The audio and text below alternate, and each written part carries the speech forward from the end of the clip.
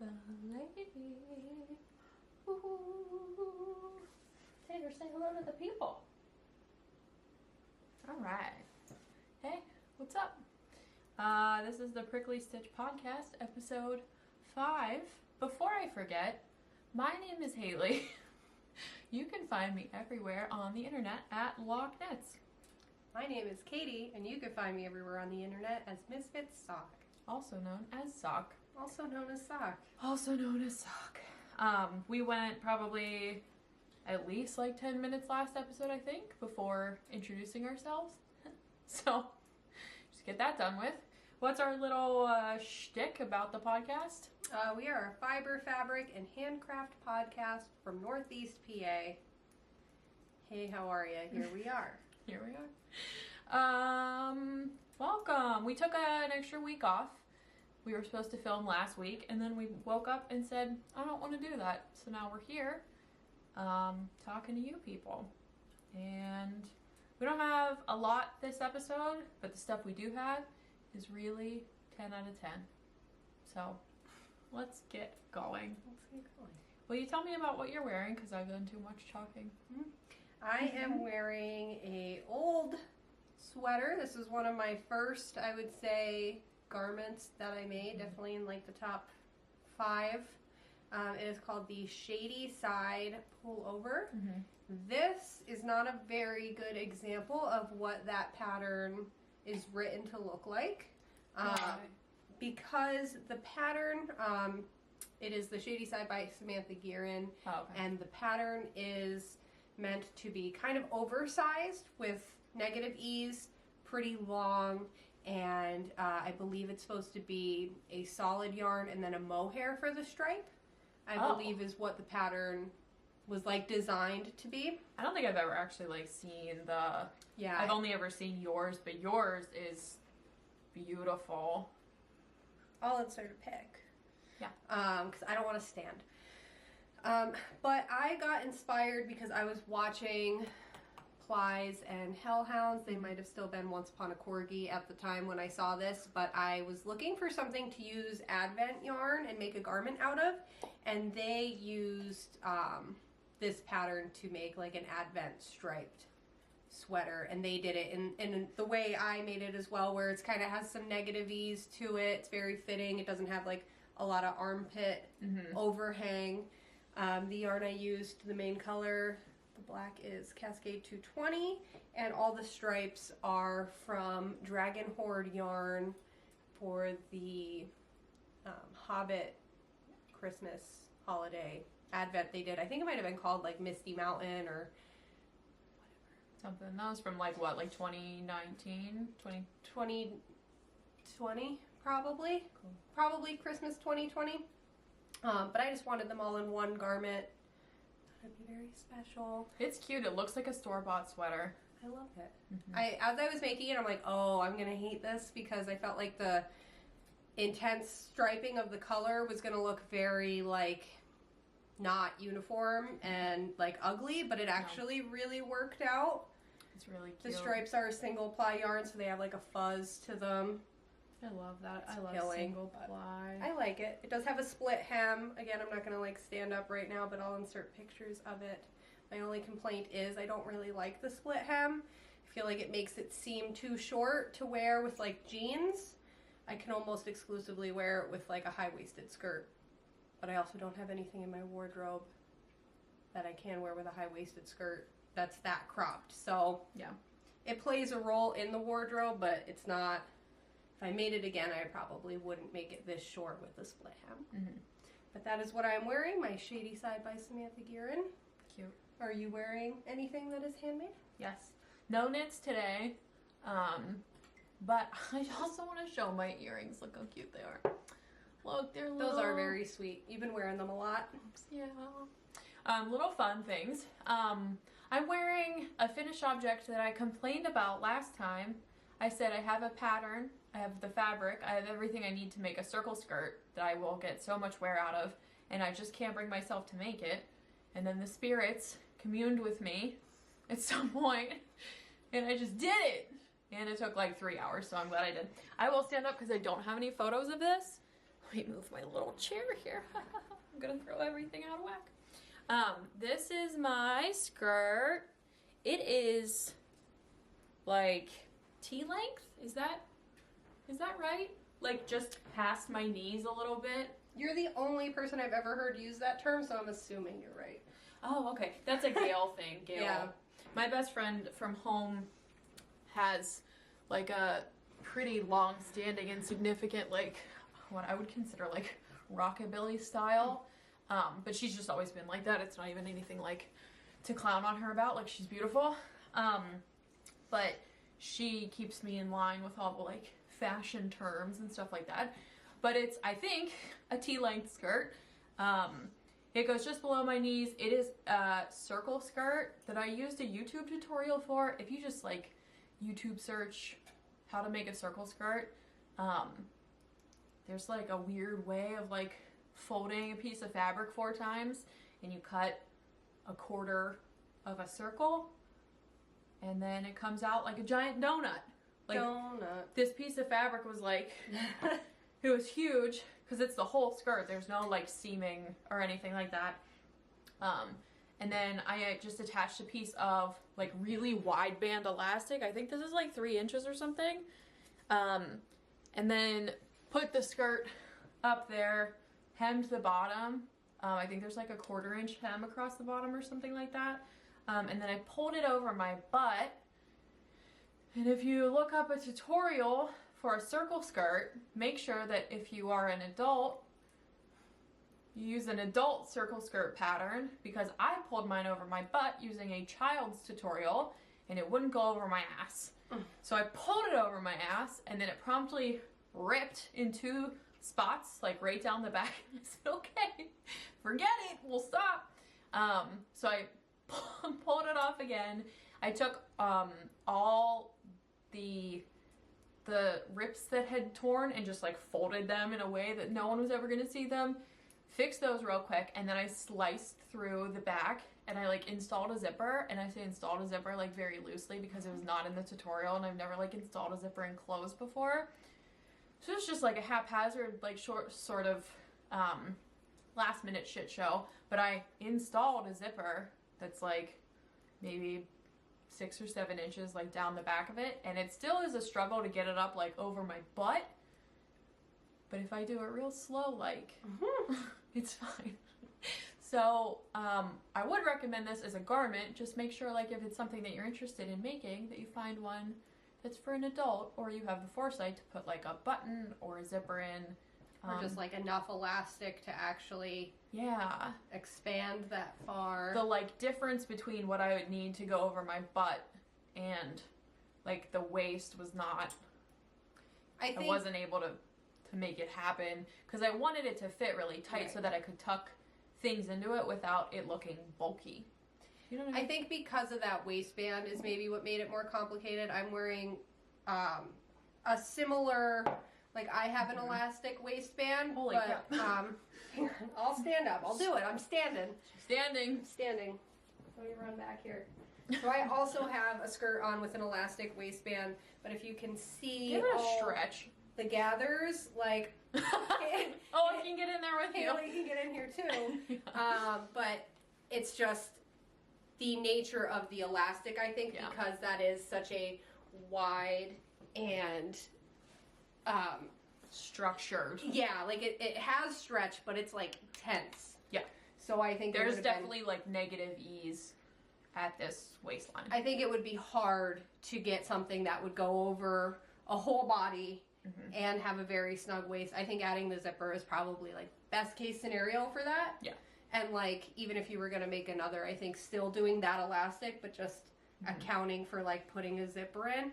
Yeah, and there is a part where you have to like, obviously like you cut the elastic and then fold it over so it has like a nice edge. All I would have to do is just sew both sides and leave the actual piece of elastic open and then stretch it to fit like a zipper, if that makes any sense. Like instead of just seaming it all closed like a big continuous circle. I'm gonna make another one of these. I have a giant template that I made out of cardboard so that I can just like smart lay it down and do it again and everything, because it's really cute and I would love to have some Miss Frizzle-esque pattern skirts. Another important distinction about this is that I had to use wide cut fabric to get the length that I needed and still have it be like one piece of fabric. You can make something this long, but if you buy like 42-inch yard off the bolt, like what we're used to seeing, like novelty cotton or whatever, like the kind of cotton that we like quilt and sew bags and stuff with, that's not long enough. It'll give you like a mini skirt, you know? You just need like 2 big pieces of that.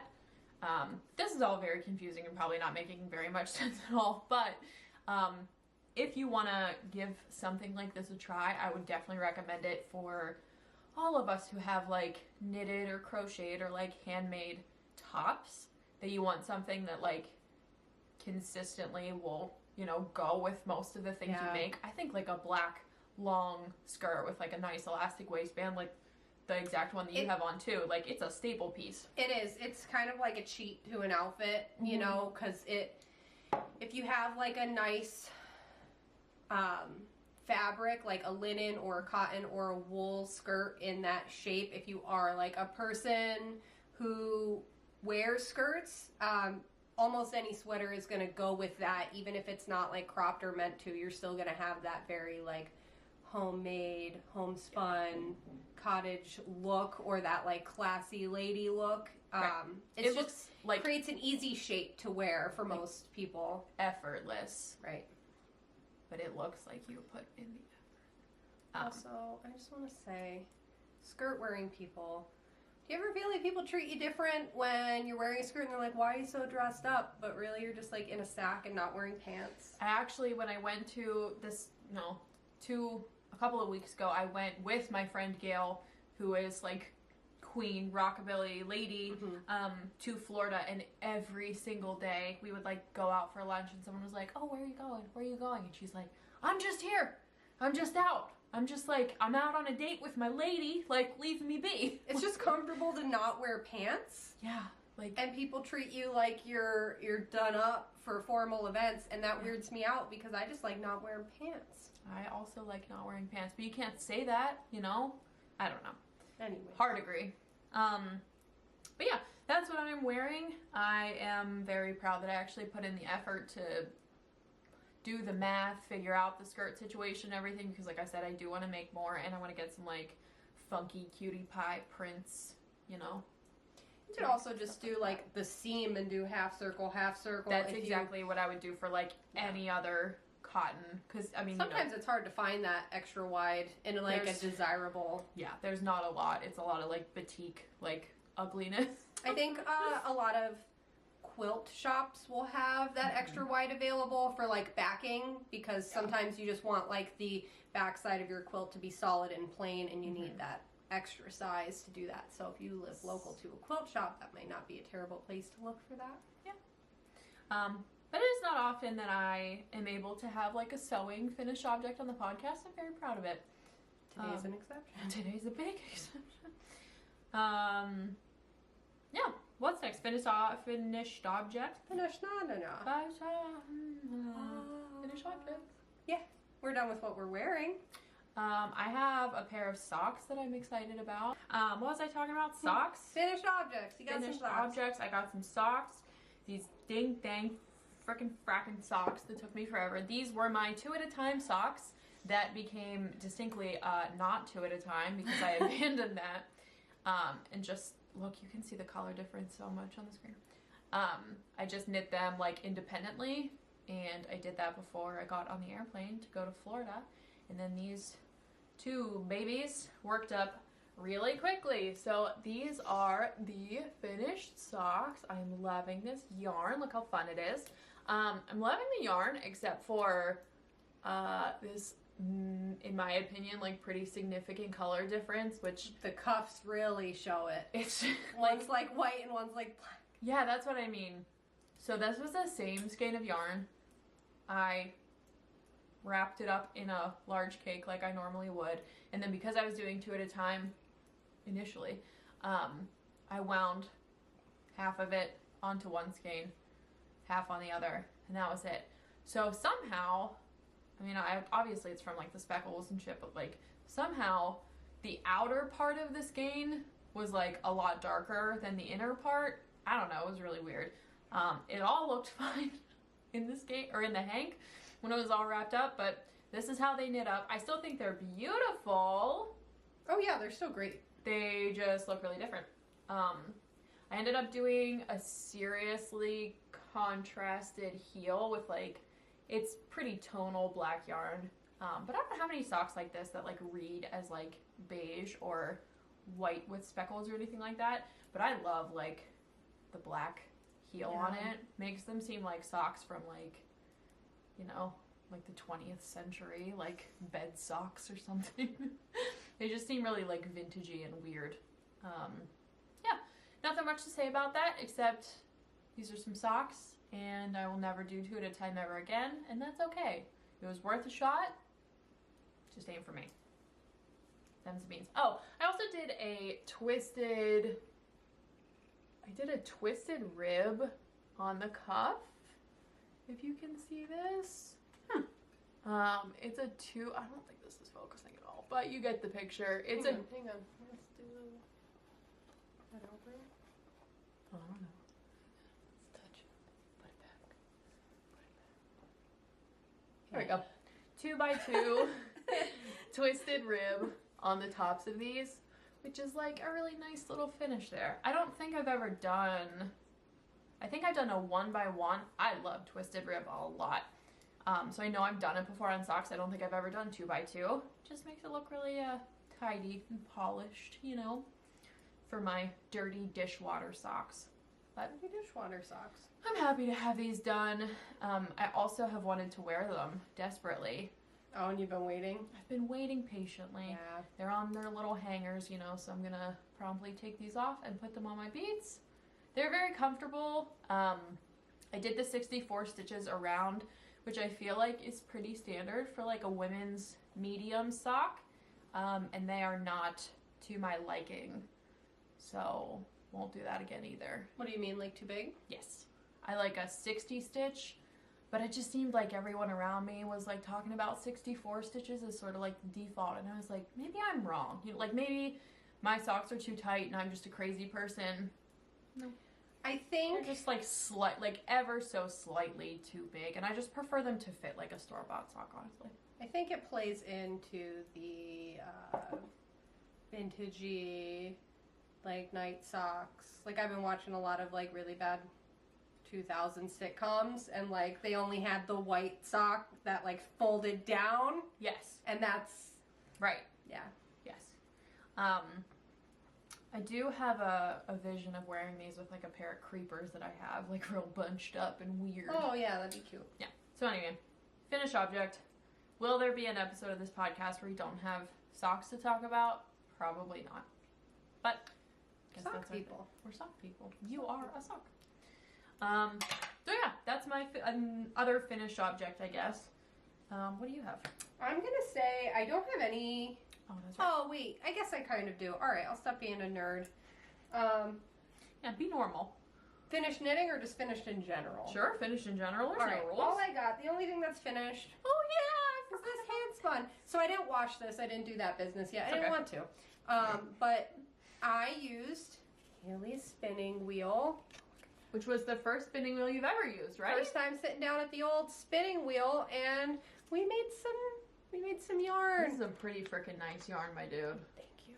Blessings. We weren't sure how it was going to come out, but this is it. It's a Corriedale, or Corriedale. I always add like an extra syllable on there. Corriedale. Corriedale. It depends on who you ask. But yeah, I'm happy with it. Haley finished plying it for me because I was like, oh, I'll just do 2 plies and ply for the first time in my life in there was one like sitting. Like a snowstorm happening, and Ian's texting you. He's like, "You gotta come home. It's gonna snow." He was wounded. I was responsible for his home care, and like it was a whole thing, and I had to run out. But finished my applying, so this is like my first wheel spun yarn. Very special. She picked it up like pretty instantly. She was being weird about it. She didn't want to start spinning on a wheel because she thought it was going to be like hard or like, you know, just you have to be in a mindset to like approach a brand new craft. And I also like using a very expensive tool for the first time can be Even a good intimidating. way. It can be intimidating though. Oh, it's posh. But to be fair though, I was doing a lot of drop spinning the weeks leading up to using that. So I think that definitely played a role in me like picking up the drafting a little easier. But at first it was a lot of whoa, what's happening? Whoa, help me. Yeah. But that's the only thing I finished. We got about 117 yards. Mommy wrote you a note. We got, so I don't know what this is going to become one day. I do really like this big chunk that was like, oh. That was literally the first, like, start. Just a little honey. Just a little to nub. humble me. But I love this. It's cute. This is the only thing I have finished. I don't have anything finished. I'm just here to knit. Just hang Here to out. knit. So Yeah. don't mind me. Get it. If I'm looking down a lot, I'm just keeping track of my knitting. But I wish there was more I could say about this. What's there to say? I did it. You did it. Just a cute. wheel guy. Did you enjoy it? I did, yeah. I've been excited to Continue. spin more. Mhm. You bought me some fiber that I'm Mhm. looking forward to spinning at some point. Yeah. I like spinning. Good stuff. It's nice. It's nice. I haven't wanted anything that I have to like really think too hard about the past couple weeks, and like spinning is good for that because you're just doing it. It's all Just doing feelings. it. There's no thoughts. Head empty. Yeah. But Yep. that's my only finished. So you can feel free to run with all of yours. I'm gonna do the big one. Big one. Let me keep my hands free for this one just in case. Okay, let me move my pile here. You might need to actually stand behind the chairs. Yeah, I'm gonna sit here and talk about it for a second. I had a manic episode and I started and finished my first quilt, which is so exciting. I've wanted to quilt for so long. Here is the quilt. I want to touch it. Drink it in. So, when I sew my project bags, I have It's in there. box bottoms out of the bottom of every bag. So I end up with 4 squares of 3x3 inch fabric. I save those because I'm compulsive. And I said, one day I'll do something with these. And this was the thing that I did with them. So I had to, these are not all scraps from bags, but scraps from like, you know, messing around, trying new things. I had like sample prints from spoon flour that would come in, and I would just like chop them up into little squares. This giant like mass of these squares. And I just decided to try a patchwork quilt. I looked up some tutorials on YouTube for like basic, very introductory, like don't think too hard about it, just execute on the task, you know? Patchwork quilts, and here we are. I love this so much. Does it feel nice? How's the... It feels nice. I really like, I like the squares, but I like just that you did like simple intersecting lines for a quilt. That's all my brain could comprehend. It like created a very nice texture. And it's not even washed yet, it's gonna crinkle more. I find this very inspiring. You should feel very inspired. There's threads everywhere, don't look I too close at mostly it. want to lay under it. That's what I'm inspired to do. Yeah, it's But nice though. I really like this. It has like the perfect weight. I love the weight of a quilt. Like just The scrappiness turned out great. Just the dark and light. It's like checkerboard. told me to do that, and I really appreciate your insight because I honestly like forgot about that. So I did when I was pulling and making like my rows. This is at the end. This is probably not a good example. Or should I be holding? You're good. Okay. I was just trying to grab like one light, one dark, roughly. So like you can see here, there's like black, a really light periwinkle, like purple color, brown. Obviously, I counted that as dark at some point. This teal one, like it's not perfect, but for the most part, there is like dark against light, like where I could do that. I did not put a lot of effort or thought into making sure that like some things were not in the next row. You know what I mean? Like I didn't care all that much. I think the slight amount of like repetition. Where you do get like a little bit. I think that's fine because I think it makes it still look. It looks cohesive. I had a lot of this fabric here. That's the mostly black with like these tiny orange bats. It's like everywhere. That's probably one of my most. Right. I made a dress out of this fabric, and I had a ton of scraps left over because I had to cut it in these like very strange not practical for like saving fabric sort of ways. So there's definitely a lot of like repeating ones, but I like it. It's cool. It's not for me. So this quilt is for my Gail, who I've just spent this entire episode talking about. Her son Henry is 3, and he is just a little guy. He's just a little thing. So I was like, oh, I'll make him a blanket as like a good quilt project because he's so small and so little. That'll be totally doable. I think this will be good for, I mean, really anybody, but somebody that age. Like, it would be very engaging just to, while he's laying, like, kind of just look at all these different busy little fabrics, and he can just, like, explore with his eyes and, like, get sleepy. And I didn't want it to be this big at all. This was a huge mistake. No. I Googled. This is a beautiful blanket. It's beautiful. It's going to be with him until he's, like, 12 years old, probably, I would think. Well, like I said, like, he could keep this forever. When he starts to drive, this could be his car blanket, you know. So, let me tell you about what happened. I Googled bed sheets, like quilt blanket. I Googled some kind of like size of like, if I'm going to make a blanket, like what's big and what's small. There's all these options for like snuggie blanket, throw blanket, like there's a million different options. It's not just like twin, full, queen, king. Like there's a million different sizes. So there was a size that said crib size, and it has the dimensions next to it. Like, I'm just stupid, but in my brain I'm like, aha, crib.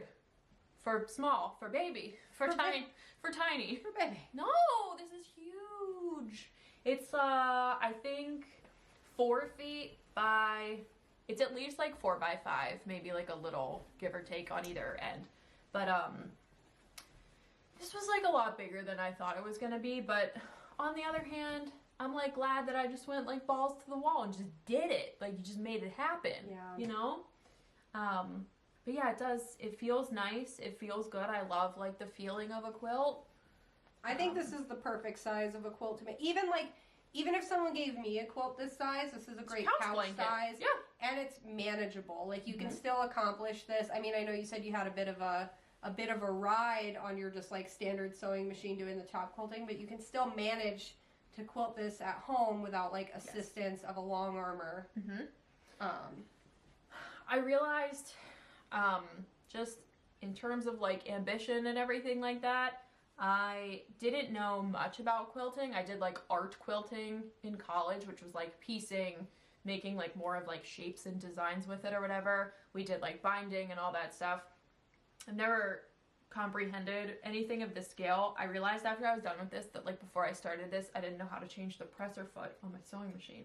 I had to Google it, and I was like, I should make a quilt. Obviously, I'm ready to do this.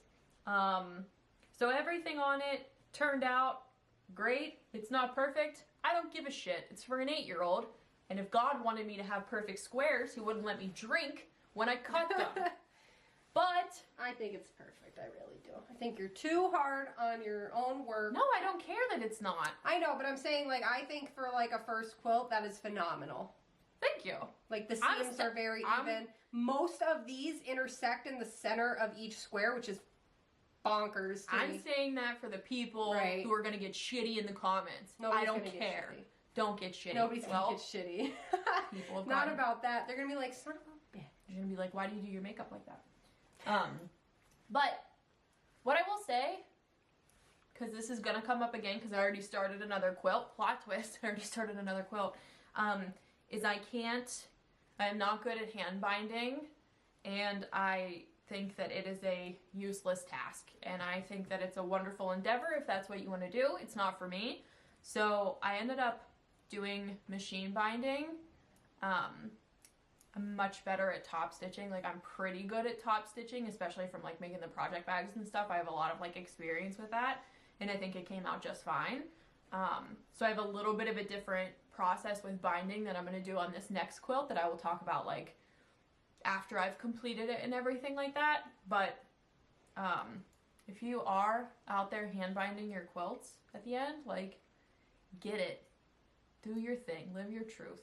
But holy fuck, it's just not for me. Like, I don't have like the patience. I was like stabbing myself with the needles. I was tired. It was bad. But anyway, oh, I also want to show like a little shot of the back. Love that crinkle. It's special. You haven't washed this No, yet? I have not washed it. Yeah. This is just for me not being able to like get it smooth, which I don't care about. No, it's not desirable to have it smooth from what I understand. This is just so like satisfying to like, I don't know. I just love, there's something about a quilt. I've been around quilts my entire life. My godmother is a like professional long arm quilter, like badass lady. Yeah. And my mom actually sent her a picture of my quilt and she was so proud. So I'm very excited, but I've had quilts my entire life. I've had like varying sizes and styles and designs, like really intricate ones, really simple ones. And like, I remember even the really like simple basic ones that I had on my bed when I was like Henry's age. You know what I mean? Like you never forget it. It's very sentimental and special. My mom still has all of them and everything. So I am excited to be on this journey. Yeah. And I still have enough scraps left over that I could absolutely make a second one of these. That's crazy too. It's mental. So, yeah, that was my finished object. I am so happy with it. Henry's gonna love that. Henry is gonna love that. I can't wait to ask Gail what his favorite squares end up being, but his favorite color is purple. Purple. But yeah, I just can totally see, like, Gail FaceTimes me a lot with Henry there. And he, like, tells me what he had for dinner, you know, and stuff like that. And, like, where they went, what they did, and everything. So I'm sure I'm gonna, like, interact with this quilt a lot more, even after it's, like, out of my purview. But I'm very excited. I'm feeling very proud. And I also think that by the time we get to the end of the year, this year, and you have all of your quilt blocks together, I'm guessing that you're probably gonna like fashion some sort of quilt before then, but like that special project that you're working on of like a quilt block per month, I think between the two of us we will have enough experience that you'll be able to like confidently execute on that, because that's like a nice quilt. That's just like a test it out. It still turned out good, but it's not like special the way that like your project is like special, you know. But I'm excited for that. I'm excited for this whole quilting journey. Me too. I'm ready to like settle into like Nona status. Yeah. You know? Also like, just let it swallow me up. Just get under them. Let's just get under them. Let's get in this pile of soft.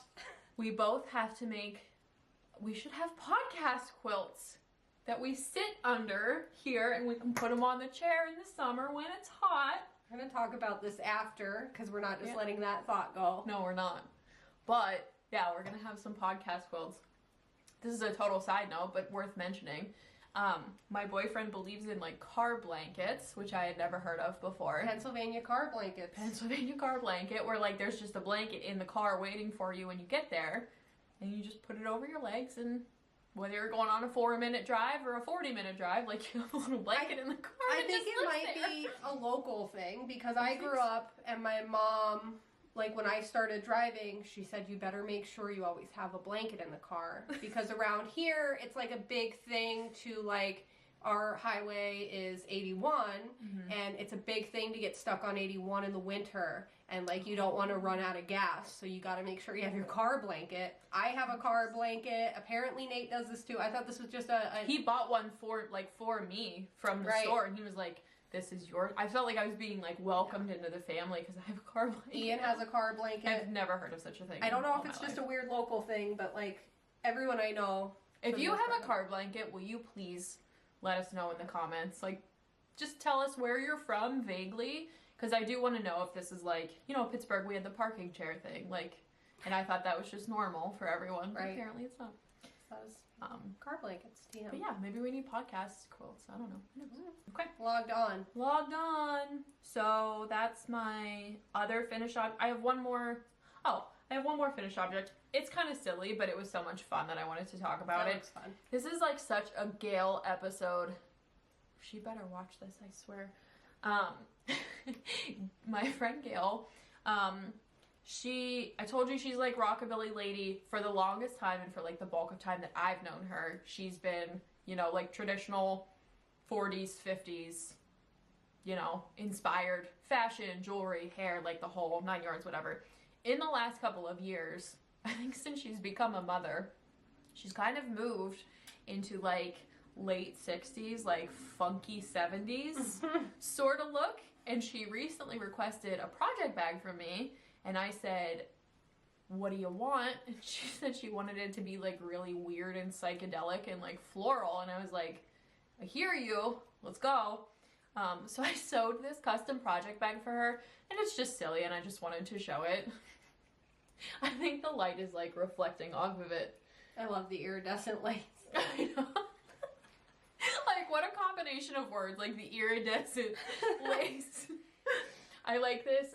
Gail called it like a chaotic top stitching right here. Oh yeah, that's weird and cute. Just like fun little weird thing. But I just wanted to like mention on here on this podcast that I do make custom project bags if that's something that you want. I have only ever done a couple because I think people just mostly seem to like, you know, find what they're looking for just kicking around my shop. But if you've seen something maybe like on my Instagram or like you have something particular in mind that's like not in my Etsy store, you can just hit me up and I'm happy to make these. It is not a big deal. But I just love the way this one turned out. It's so absurd and weird. No, it's cute. Just wanted to show it. Also, Wednesday, April 5th, I'm sure this will be out sometime this week, so whether it's like before or after. Wednesday, April 5th at 11 a.m. Eastern time is my shop update with all of my like spring bags. I have a bunch of the matching Notions pouches and then project bag like sets and stuff. I have a couple like cutesy one-off spring inspired things.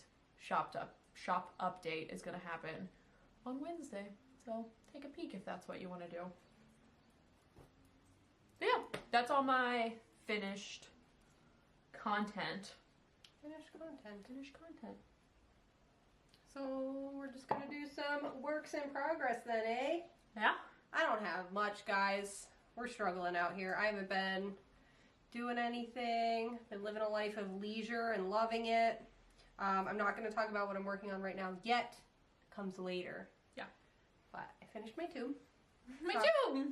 This is the tube I was working on last time. That is 2 strands this is of so fun. Fingering weight yarn held together. I really think this might be like a preferred sock. I'll have to see when it's done and it's on my foot. But I really like the density and I like the way my personal gauge works up on this needle for that kind of yarn. I think it's creating like a good for me density. It's sturdy. It's a sturdy gal, but there's still a good amount of stretch to it. So I don't know, but I think it's a really fun color. I'm probably just going to do like a black heel and toe. Yeah. Nothing crazy. I had just like the littlest amount of yarn left from this tube because I was playing that game like how much do I want to stress myself out before I have to do a cuff that matches. Right. But I thought that would be nice to do as a heel or a toe and another pair of like funky socks. I'm really into this, like, I'm calling them like a boot cut sock, even though that's probably not a real term. It might be. I'm into like just a couple awkward inches coming up the leg, like just enough so when I'm wearing my boots, because I'm usually a boot lady, that it's like almost just about covered by the boot. It So, covers like, your ankle bone, right? yeah. That would ordinarily like rub on your boot if you're wearing socks Right. that are like too low. Something above, like it's not a no-show, but it's not necessarily like a full long sock either. Yeah. So like realistically, right around here is probably where my heel's gonna go in, and then about here's where the toe's gonna be. So just like that little awkward amount. I like that so much. I don't know why, but my favorite socks have that. Do you know what I love about the pair that you made for me that we talked about on the last episode? My favorite thing is when I wear my elastic sweatpants that have the elastic at the bottom. It like is tall enough to go up the elastic, but it's not the whole way up my calf, you know what I mean? But it's all tucked in there and I feel like a little clown. It's my little puffy clown With pants. my puffy clown pants and my like stripy crazy socks. But I love mine. Yeah. Oh, I was gonna touch the screen. I'm Don't being do weird. that. Yeah. I'm being weird. She's off. But yeah, I don't know. I'm into these fun socks. I'm being unhinged today. That's okay. And then I'll just show my other Do it. whip before we make you talk about more of your stuff. Do it. Say it. Do it. See if I care. I am still working on this. If somebody else is making this sweater, tell me about how you're feeling, you know? She's feeling weary. I'll give you a hint. I'm extremely weary. This is the Stria cardigan by Andrea Mowry. I have talked about it every episode. And she grows more in love with it every day. I'm in love with what I'm making. I'm not in love with making it. I told her to frog it. I won't. I'm not a coward. I'm not going to frog it. I will get the entire way through a sweater and frog it. I've come this far. I did finish a sleeve. This is worth mentioning. I'm going to pop this hunk on. Hang on. Oh. Slow down.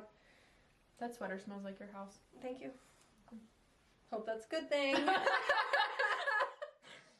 It is. Stop it. Look at this sleeve. I'm gonna scream. It's the ooh-woo sleeve that you hate. That was the choice I made. That's okay. You're cute. You look cute in a new one. I am banking on this ending up having to be a cropped sweater, so I thought let's make the sleeves very long so it looks intentionally cropped and not just like I'm in a little sweater. To be honest with you, I wish that it was more common or like thought of more when people are writing patterns or talking about construction or whatever. I think we should all be knitting our sleeves first, to be honest with you. It doesn't make sense to me to not. Honestly, if I were the type of person who wore the right kind of clothes, like, yeah. Not even too much body left on this. That's what I'm saying. Just it already comes down like under your boob. It's superwash. It's gonna stretch. It reminds me of those like 90s sweaters that have like the one button. Exactly. But I'm very happy with these sleeves. Look at them. Just look. I know you weren't impressed with this cuff. I like this. I don't think I don't think you need a cuff because of how long it is. Right. We were talking about this at breakfast this morning.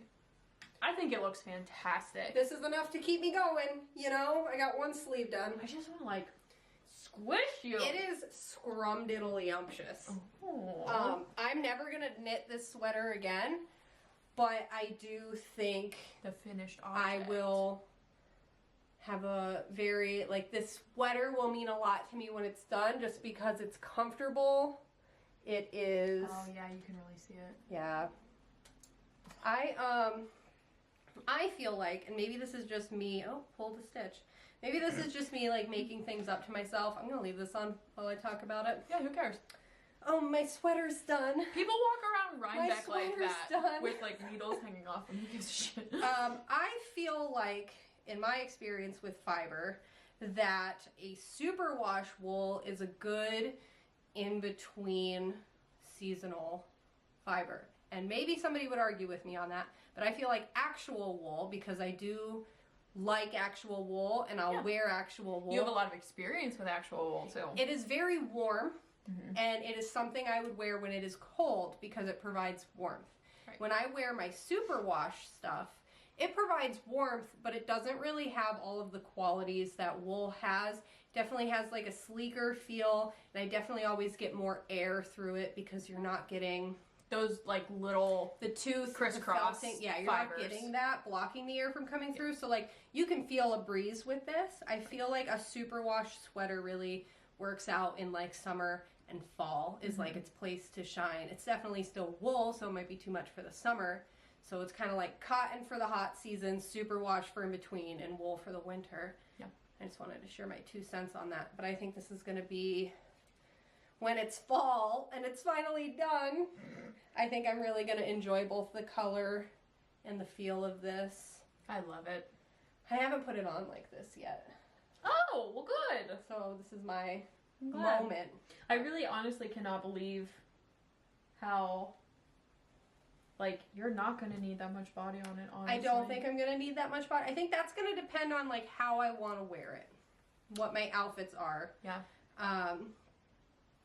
Like, all of my skirts that I own pretty much come up to, like, the highest point of a waist. Like, almost too high.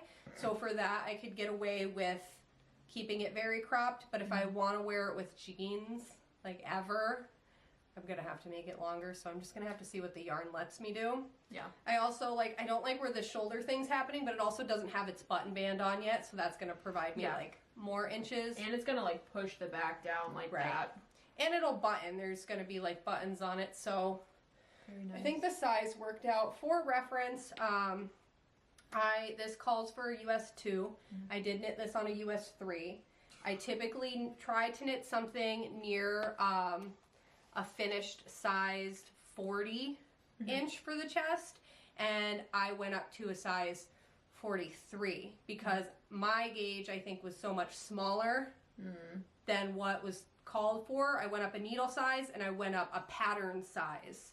Yeah. And I achieved what I would say is probably going to be the perfect size for me. There's enough ease that I can wear another like thin piece of clothing underneath it.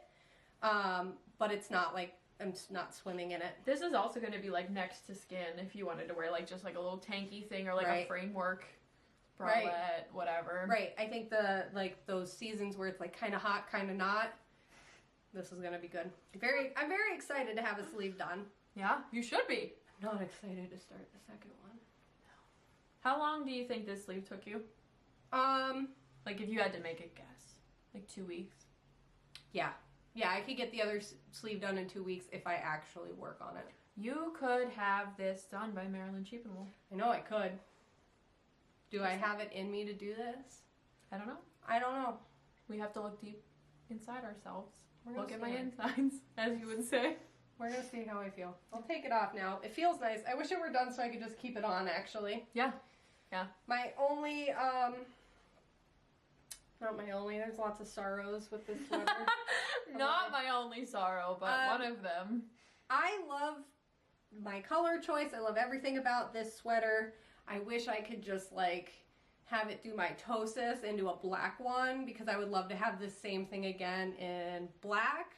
I don't know if I have enough vitality in me. What if you just found like a plain ribbed sweater in like a DK or a worsted and just said, fuck it? Well, there's a worsted weight one. It's that Seasons by Ozetta. I'm going to make that in black. People seem to love that one. I already have the yarn for it. I'm going to make it in black. But I really like the weight and drape of this fingering weight version at this gauge that it's at. It really is like something to behold. Find somebody, solicit somebody who actually tortured themselves into making this and let them let you touch it. Yeah.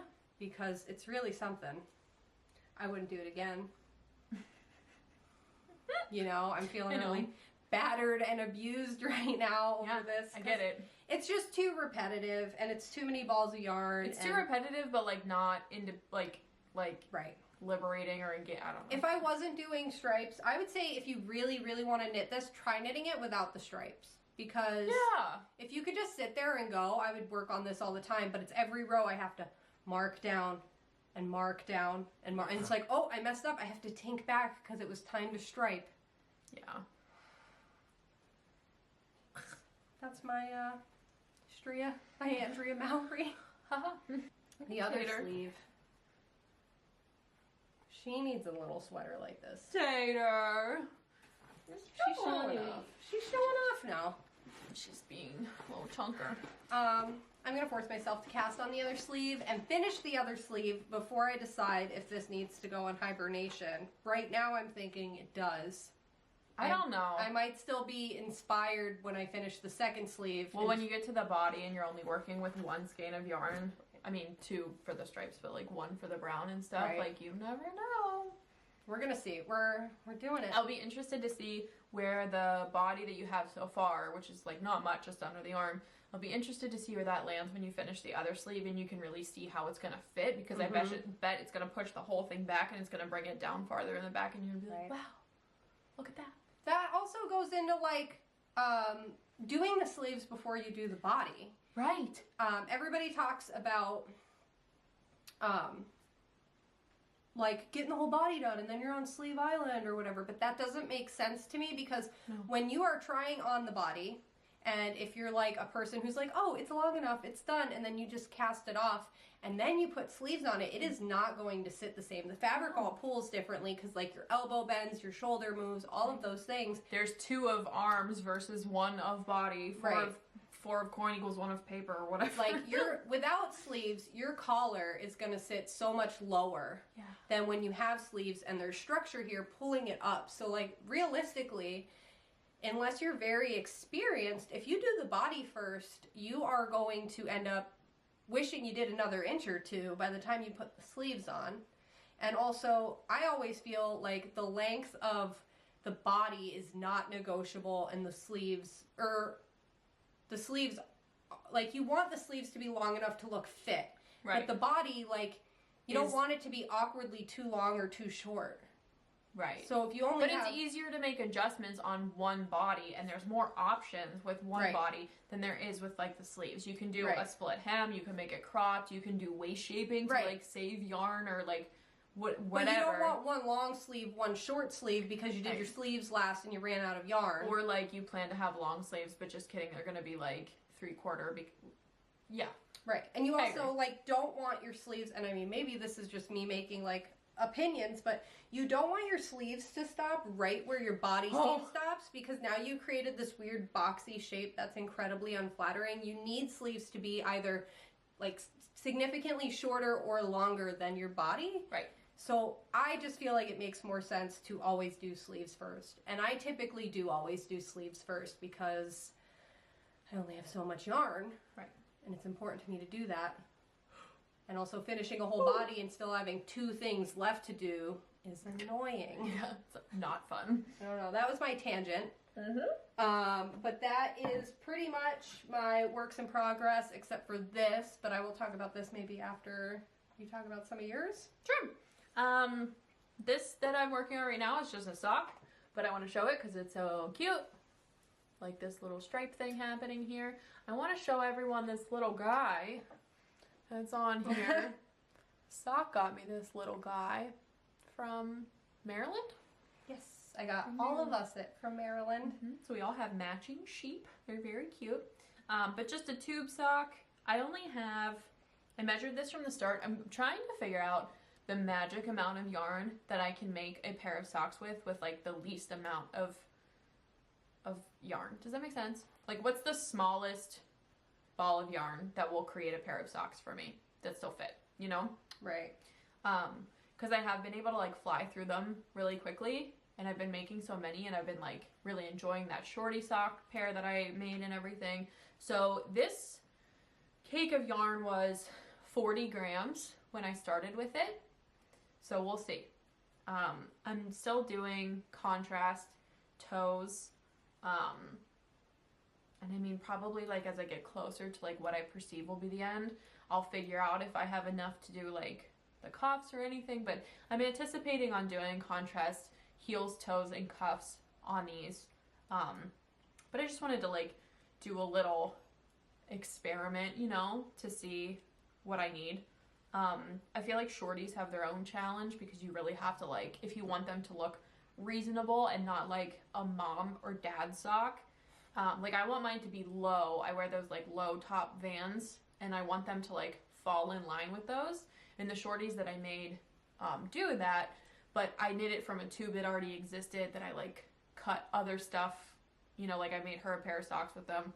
So I wasn't, like, going for that intention right off the top. So this is kind of like a pushing my luck, like, testing max capacity with the least amount of yarn possible. So we'll see if 40 grams is enough for me to get a pair of little cutie patootie socks. It should be close. Should be close, yeah. Yeah, like, you might have to pop another cuff on there. Maybe put in some waist yarn when you get to the cuff just in case. But that should be, I think 50 is usually enough. Yeah. So, that's one of my whips. And then my other whip, as I mentioned, I started another quilt. This one's going to be twin sized, so I can't wait to complain about that on the next episode. Oh, that's going to be big, huh?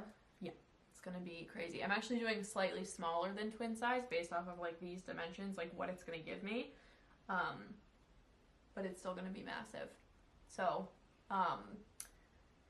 we had an interesting conversation about the granny square blanket that I was making for Penny, who is, again, turning 9 years old. With that in mind, that she is 9 years old, she's probably gonna, like, dump Hawaiian Punch on that blanket at some point. Sock made a good point about a blanket that I had given her that I had crocheted. She put it in the wash. Some of it shrunk at a different rate than other parts because it's all scrap yarn. I hand washed it and then tried to air dry it in the dryer. So no heat, just the tumbling had happened. Yeah, just from that. But that's even the labor of doing all hand that. washing and just vaguely drying it. And it still got kind of like weird in some places. I know my boyfriend and I know Penny. And to assume that this blanket, this granny square blanket out of fingering weight scraps is not going to end up in a washer and then a dryer immediately afterwards is a fool's errand. So I'm saving that. I'm still working on it. I've actually made like a ton of progress on it. I'm gonna just keep that like for myself, for my couch. I don't have a crochet blanket at all. I have like a big fur blanket that's like dead of winter, and then I have a really like very, very light, soft kind of throw blanket that's for like summertime napping. I don't have anything like in the middle, so I'm happy to like keep that for myself. That'll be fine. But instead, I decided I would make Penny a quilt with my newfound skills that I have. I have been cutting apart scraps with a specific size acrylic ruler that I have that is 4.5 inches square.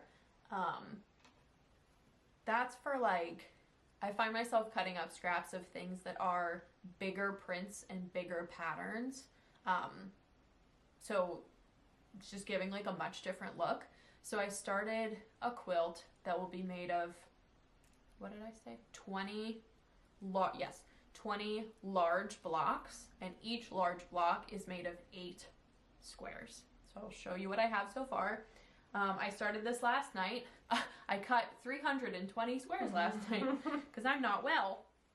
So I'm just going to do a quick like little run through of all these squares that I have so far. This is one that I did this morning. Got some cute little watermelon fabric from Joann's. It was their big sale yesterday. Joan. Got this one. I love how this one is reading on the camera. That's like, when you were showing me them earlier, that was one of my favorites. Yeah, just like cute little, looks like eggs. Eggs. One, and then subliminal egg. Happy daisies. These are so cute. I love this like beautiful like floral print next to like the goofy, sketchy like happy daisies. More watermelons. I like this one a lot. That one looks cute. Very picnic. Yes, that's the vibe. And then this is also probably my favorite for my silly little tattoo fabric. Look how fun. That is fun. I got that at the 4th of July sale. They were like, America. And then, oh, this is the last one. That's a cute one too. So all of these go together. Like I said, 20 squares in total, 4 across, 5 lengthwise. I think the finished blanket is going to be like, I think like about 70 inches wide by like 90 something long. I don't know, man. I wrote it all down. But now I got all the squares cut. Now I'm just like sewing the big blocks together. That's a pretty significant work in progress. I bought some extra wide fabric that I still should be able to achieve like one piece of fabric for the back, just because it is so huge, which is really exciting and nice. And yeah, I really thought that like making the quilt top would take me a lot longer than it does, but it really doesn't. It's not that bad, you know? Yeah. Doesn't take that long. I think your size of squares is very good because it's not so much that like you're getting hostile doing it. No. You know what I mean? Like, and then it can be done. And you're like, sewing on one part of fabric for long enough that it's not just like like, yeah. You know, it's enough that you can have like a little bit of a therapeutic time doing it. Yeah, and I've been doing that thing where you like sew 2 squares together, and then before it even flies off, you just shove the next, like it's all connected. Yeah, there's just like one piece of thread. Yep. Yeah. But yeah, that's a pretty big whip. I'm excited to share that. Obviously, compared to the first one, like this color theme is like way more curated than the first one was. The first one was just like dark, light, go from there. Yeah. But I like actually sat down with all of these squares and like picked which one was gonna go with what, and like nothing's repeating, and all that crap.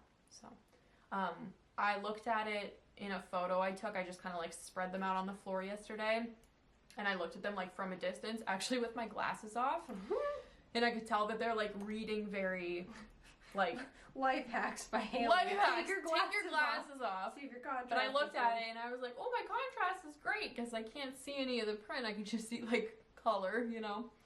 But yeah, that's that. That's that. That's my whip. A lot of quilting happening. Well, I will talk about what I am working on. This is saved for last because this is technically introductory or part of the, what were we going to call it?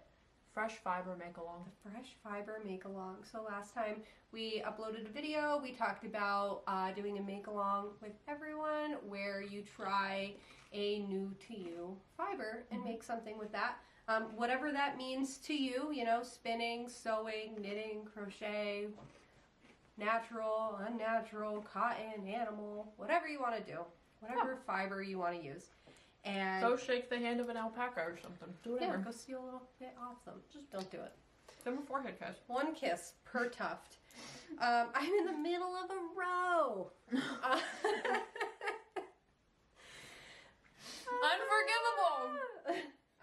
This is the Black Welsh Mountain that I showed last time that I was very excited to use. I got it all caked up. And I am making the Twofold Cowl by Karina Spencer. Tater tacks. And it is proving to be slightly more confusing than I thought it was going to be. Here's how. Part of the pattern, there's like this little twisted, like lightly cabled, very simple thing going on through the center. It looks like interlocked. Right. Finding the place where you're supposed to start that is not very intuitive because it's one before your color change, and that changes every time you do this cable because there's increases. And because I'm using one color, I can't see where the color changes. And I have just started it, so once I get a feel for like where it's supposed to be, it'll be easier. But right now I'm just trying to figure out like the rhythm. Let me put my little things on here. I'm trying to figure out the rhythm to Tater's where very it wants me to do that. I just want to show you. See how there's this little nugget right here? One goes this way, one goes that way. There's also like no stitch definition in this yarn whatsoever. Right, because it's hand spun. It's a very rustic yarn. Like unless it's like woolen spun. This is more of like when people say rustic, this is what they should mean, and by when people say I do also mean me, because this feels like it would be used to make like a historically accurate garment. There's a lot of tooth to this, but let me see. It's not going to show up on the camera, but I'll flash it so you feel included.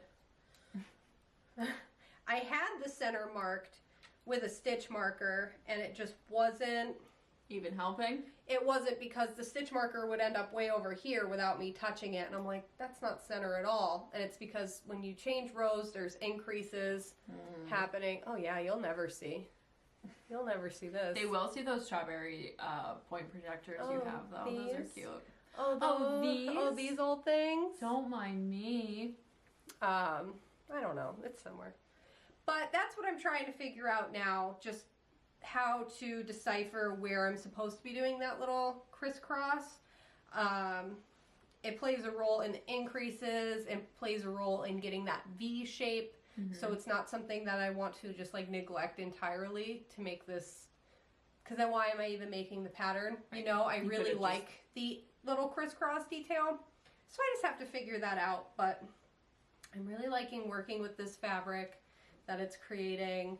It's good for me. I would absolutely never make this and then give it to a person, because I don't think... cruel act of torture. I don't think anybody besides me, or like somebody with a very specific set of taste like I have, would enjoy having this near them. It doesn't bother me. I've been like holding it here while I watch TV to see if I...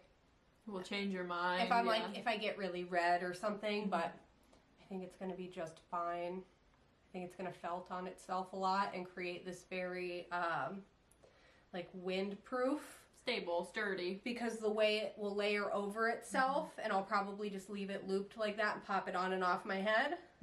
And then I think it will felt on itself, and I think it'll basically be like this piece of woolen armor that I can wear in the winter. Like Nate's hat. Like Nate's hat. It's just going to be shaped like my neck. Yeah. But yeah, that's my twofold I've been working on. I actively did not work very much on this because I didn't want it to be like almost done by the time we brought up the make along. Yeah, so the make along is going to go from the start of this episode, right? Yes, to end of July. End of July. We need some time. Yeah.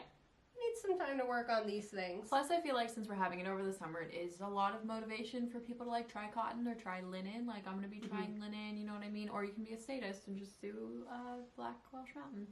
That's fine too. Do whatever you want. Do whatever you want. You can do whatever you want. Nobody's going to yell at you. Nobody's going to come to your house and check. Tater's coming. And make sure that you've never used cotton before. She's gonna. Look at her little white peats. I kissed Tater last week. It was the first time. I kiss Tater all the time. Right on her forehead. She didn't bite me. No, Tater's horribly mean. Mean cat. She's a very mean little lady. She's very mean. Yeah. But, yeah, that's our make-along. We're very excited. We should check and see if there's a hashtag already for that. Oh, whatever. We'll just... I'll post on the bottom whatever the hashtag should be. This is an Instagram. Yes, Instagram specific. Specific make-along. Unfortunately, if you don't use Instagram, I'm so sorry. You can feel free to tell us in the comments all about what you're doing anyways. You can still, like, spiritually participate. Yeah. But if you want to, like, show us and, like, stay in the loop with what you're working on, just do the hashtag, tag the Prickly Stitch podcast. Yeah, tag us. I like seeing what other people are making. I hate when I don't hate, but when people in the comments are like, I'm working on this thing. And it's like, well, I want to see it.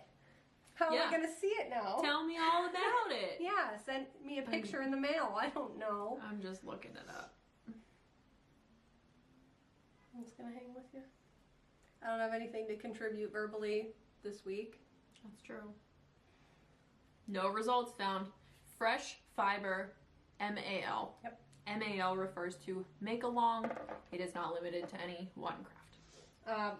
Since we're just talking about that, I'm going to pull out this too. Oh. This weird braid that I got at Maryland Last year. Sheep and Wool last year. I don't know what possessed me to buy this. Probably just like the way it feels. Now this actually is not a natural fiber at all. It's some sort of synthetic, let's see. What is it like? Faux cashmere microfiber nylon is what it is. It feels like cashmere. Feels like cashmere. And I think this is also going to be something new that I try to spin with. So like I said, you don't have to just knit. So those are going to be like the two things I'm working on over this period of time, since we're like getting into the spinning on the wheel. I'm going to start my Mount Pleasant top with my linen as soon as I'm done with this quilt. Maybe done with my sock. But yes, definitely before the end of July. I'm excited to have that top. Yeah. I think it'll look good with this particular skirt. Yeah. So that'll be fun. But yeah, please join us for the make along. Also, like, not to sound any sort of way, but also I don't care. If you are a maker of things or stuff and you want to send us something to give away at the end of this make along, I'm gonna have like a few project bags to give away. Like maybe we'll do something special, like a quilt combo of like a quilted project bag or something. Like I don't know what we're gonna do.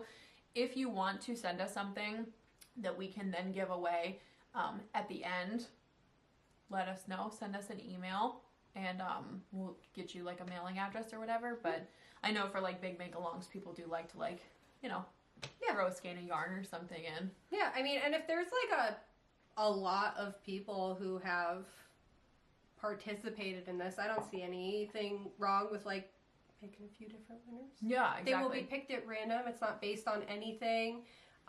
You know, don't be afraid to make more than one thing in a new fiber. Like I'm going to be working on 2 projects. You know, just try some stuff. Yeah, just get do inspired. It. Write us a memoir of how you're feeling. We really show us. respond to haikus. If you want to write me a haiku, I'll write one back. Sock loves haikus. I don't know if they are like technically good haikus, but 575. Oh no, I love haiku. It's just a little something I do when I'm feeling deranged. That was the one from 4 a.m., was it? Sunday, March 26th at 4:02 a.m. I received the following message from Sock. Cigarettes are bad. Probiotic or water? Bacteria dead. We will not elaborate. No, but like, this is the kind of shit that like we love. Like, send us weird haikus. Send them to our Instagram inbox. Leave them in a comment below. Like, send a carrier pigeon. I don't care. Weird haikus are so funny. Cigarettes are bad. Probiotic? Question mark. I don't know. We don't know. Yeah. Sometimes there's just a demon inside me that needs to be heard, and inside you there are two demons, and they both write haikus. They're talented. That's all. Pretty impressive for someone who can't read or write, isn't it? Mm-hmm. I don't have anything else. No, that's all I have. I don't think I have anything else either. We talked about the make along. We did the quilt business. Yeah. Action items are ponder your new fiber. Ponder my shop update. Do that. It's on Etsy. I don't think I said that at all. You can just go to Etsy and type Lochknits and something will come up. Also, if you type in on Google lochknits.etsy.com, it will take you right to the shop. That does work. I have tried it to make sure that I wasn't lying. Perfect. But that's usually how you can find a seller on Etsy is their name, their username, .etsy.com. And it's like, oh, we know what you mean. No. You know? Figure it out. Yeah. I think that's it. I think we're going to go back to being feral and deranged privately rather than on camera. I'm going to figure out why my SD card keeps saying it's full. Yeah. I'm going to eat some of these biscuits. I'm going to figure out what's wrong with all of my knitting. Okay. We're going to have a fantastic time. All right. Well, goodbye then. All right. Love you. Bye. Bye. Don't fall in. Don't fall in.